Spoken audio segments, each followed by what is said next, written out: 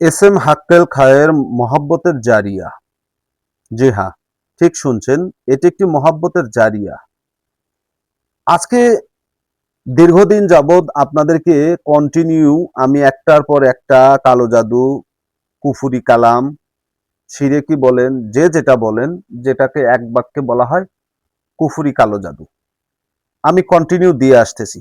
তো আজকে আপনাদের সামনে আমি একটা অত্যন্ত ভালো এবং খুবই সুন্দর একটা কাজ নিয়ে এসেছি সকলের জন্য, যেটাকে বলা হয় এস এম হাক্কুল খায়ের মহব্বতের জারিয়া। ঠিক আছে? তো এই মহব্বতের জারিয়া এটা কাদের জন্য? এটা অবাধ্যকে বাধ্য করার জন্য। দেশ ও প্রবাস থেকে কালো জাদু তন্ত্রমন্ত্র এসকে চ্যানেলটি এই মুহূর্তে যারা দেখছেন, সকলকে জানাই আন্তরিক প্রীতি ও শুভেচ্ছা, আন্তরিক ভালোবাসা।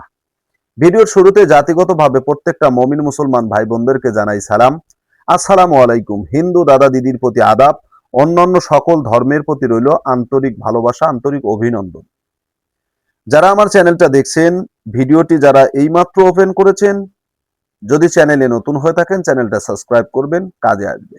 যদি ভালো না লাগে দেখতে থাকুন, দেখতে দেখতে ভালো লাগা ভালোবাসা হয়ে যাবে ইনশাআল্লাহ।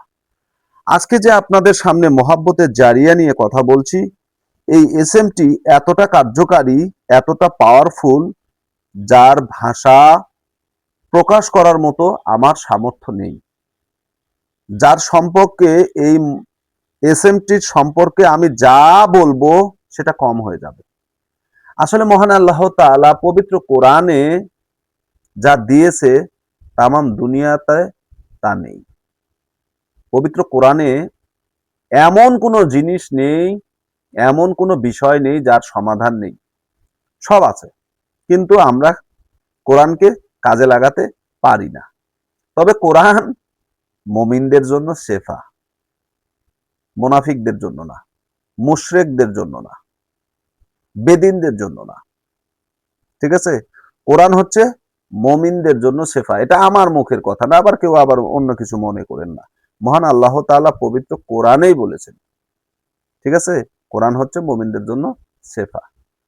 এখন এই যে এস এম হাক্কুল খায়ের মহাব্বতের জারিয়া যে আপনাদের সামনে আমি রাখলাম, এটা কিভাবে আপনারা ব্যবহার করবেন, এটা কিভাবে আপনারা প্রয়োগ করবেন, কার উপরে প্রয়োগ করবেন, এটা দুনিয়ার সকল মানুষের উপরে প্রয়োগ করতে পারবেন। স্বামী স্ত্রীর উপরে করতে পারবে, স্ত্রী স্বামীর উপরে করতে পারবে, বাবা তার সন্তানের উপরে করতে পারবে, সন্তান তার পিতার উপরে করতে পারবে, ভাই তার বোনের উপরে করতে পারবে, বোন তার ভাইয়ের উপরে করতে পারবে। ঠিক আছে? বন্ধু বন্ধুর উপরে করতে পারবে, বান্ধবী বান্ধবীর উপরে করতে পারবে, রাজা বাদশার উপরে করতে পারবেন।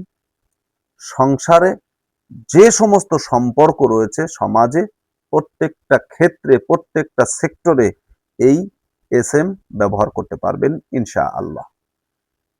যদি আপনি মনে করেন আপনার অফিসের ঊর্ধ্বতম কর্মকর্তা যে আপনার উপরে ন্যায় করছে না, যে আপনার উপরে অন্যায় করছে, আপনি প্রমোশনের যোগ্য একজন ব্যক্তি, আপনার প্রমোশনটা ঠিকই আছে।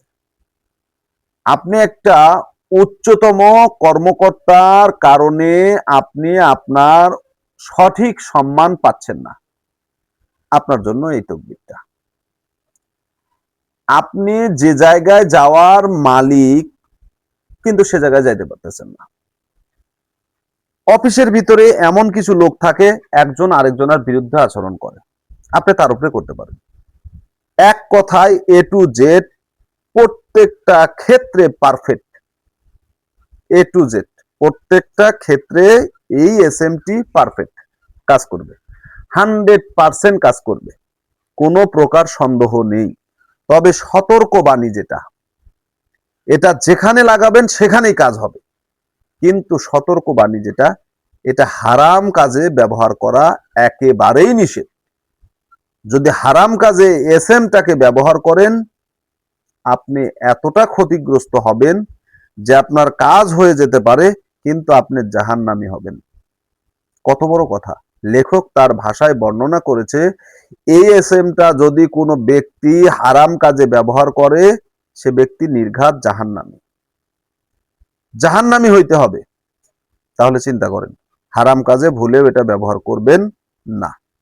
দন্তের নয় আকারে না, একেবারেই না। এখন আসেন এটা কিভাবে প্রয়োগ করবেন।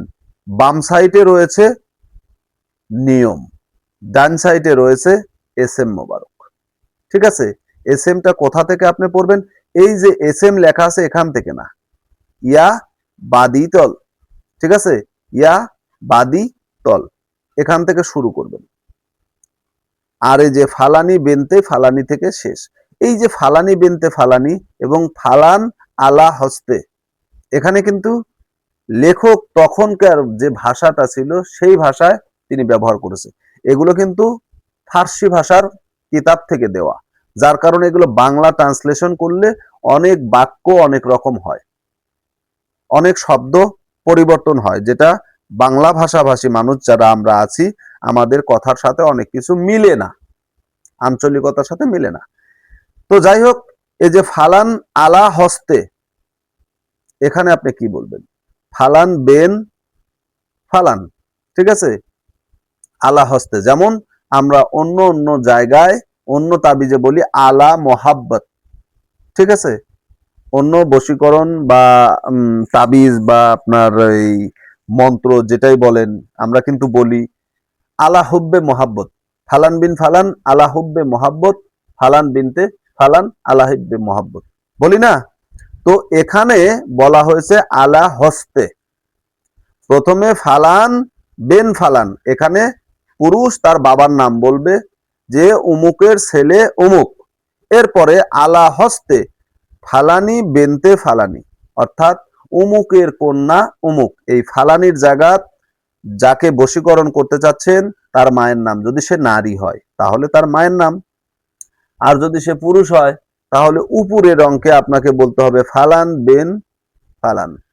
ঠিক আছে, আশা করি আপনাদেরকে বোঝাতে পেরেছি। এখন এটা কতবার পড়বেন? মুসলিম ভাইরা এটা ঈশার নামাজ পড়ে জায়নামাজে বসে 170 বার পড়বেন, 170 বার পড়বেন। ঠিক আছে, সম্পূর্ণ নিয়ম আমি এখানে নির্ধারিতভাবে আপনাদেরকে দিয়েছি, তারপরে আপনাদেরকে বলে দিলাম। অন্য ধর্মে যারা আছেন তারাও 170 বার পড়বেন। তারা যেহেতু নামাজ পড়েন না, তাহলে কি করবেন? তারা নিজস্ব ভাবে প্রার্থনা করবেন। প্রার্থনা বৈঠকে বসে চার কর্নারে 4টা মোমবাতি, 4টা আগরবাতি জ্বালিয়ে নেবেন, ধূপ লবানের ধুঁয়ো দিবেন। এরপরে এই এস এমটা জপ করা শুরু করবেন, 170 বার জপ করবেন। সম্পূর্ণ নিয়ম কানুন আমি বাংলায় আপনাদেরকে বাম সাইডে নিয়ম রেখেছি, ডান সাইডে আপনার এস এম জারিয়া রেখেছি। ঠিক আছে, এই নিয়মে যদি আপনারা কাজ করতে পারেন 100% সঠিক ফলাফল পাবেন। তবে আমি আবারও বলছি, হারাম কাজে এটা ভুলেও কেউ ব্যবহার করবেন না। তো ভালো থাকুন, সুস্থ থাকুন। চ্যানেলে নতুন হলে চ্যানেলটা সাবস্ক্রাইব করবেন। আল্লাহ হাফেজ।